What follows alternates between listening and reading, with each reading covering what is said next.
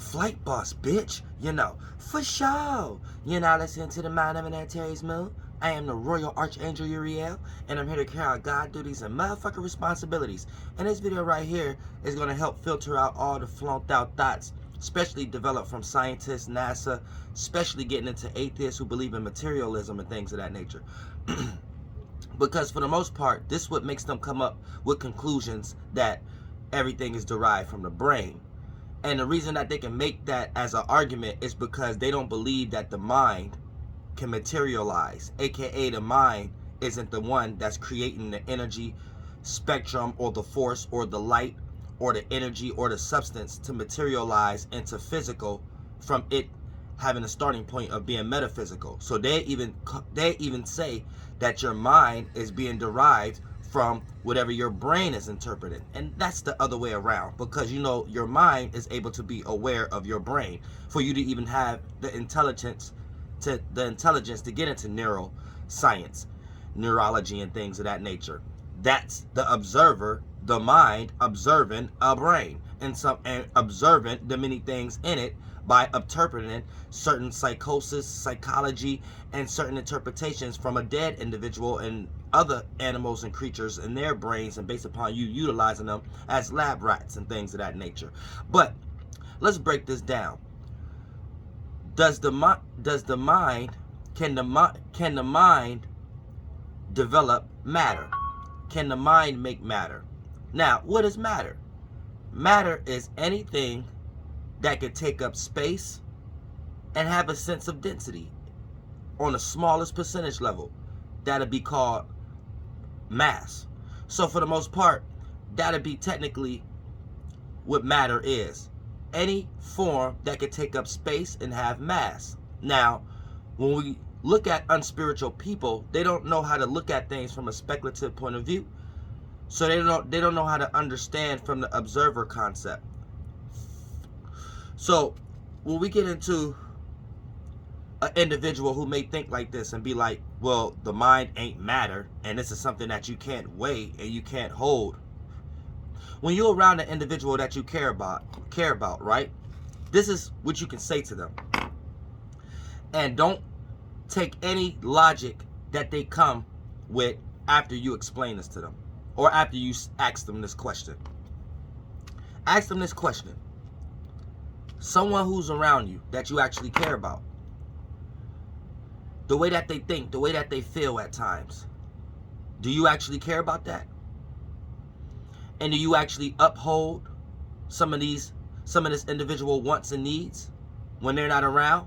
Let's say this is your partner, and she or he wants you to make them a peanut butter and jelly sandwich before they get off of work. We're going to make it simple like that, right? Now, if you care about them, right, are you going to carry out that thought? Now, they might say something like, what does this have to do with anything? This is the point. I know I said I wasn't going to make no more spiritual videos, but I still got shit I got to get out.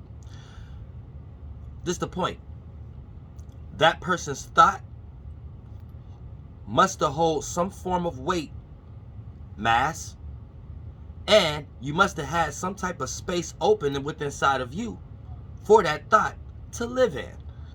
So not only did that thought have a space, it also had a form for you to be influenced by. Now, based upon you want to say we're using words, we're mingling words, and we're playing with, you know what I'm saying? Whether you want to come up with dumb shit like that in some way, shape, or form, it is what it is, and there's no other words to call it. So for the most part, that's the very first stages of teamwork makes the dream work. You know what I'm saying? And not one individual can do it all alone. That's taking us into a deep spiritual video. But for the most part, that takes us into this concept that, yes, the mind does develop matter, because a person's thoughts and feelings matter to you, and it holds space in your heart, and it holds space in your mind. And for the most part, that whatever in that space is creating a vision, is creating an idea for you to carry out, and whatever, and you don't act on anything you don't believe. So for the most part, you believe what's going on in your mind for you to care about it. And if you making your partner a peanut butter and jelly sandwich is a care on your mind, that's a visualization. That's a Moses vision. vision right there. And for the most part, that's on your mind. And when your mind go, your body go. AKA, you're going to have the energy and the fluid to get up and actually physically practice that ritual and spell. AKA, make that peanut butter and motherfucking jelly sandwich. So, do the mind make matter? Yes. And on a very small percentage level, you can do this to yourself amongst others. And for the most part, this lets you know teamwork makes the dream work. All of us as a group together, each molecule, each animal, each bug, each human, each other form that a spirit is in as a collection is how we created this form of awareness that developed into an environment. And then for the most part, when you create your particle out of that wave, when you create your mind out of that awareness, a mind is an awareness that don't change. You get to have your sustainability within that, your form of existence, your information that you could inflame. You could give a pulse as a spirit expanding and contracting, being an individual spirit, a solo soul. And for the most part, you can start to manifest and individualize an actual vehicle down here as teamwork makes the dream work. So we all gonna look similar, still doing our own individual aspects because we were so sick of being lonely before we was aware. Flight boss, bitch, you know, for sure.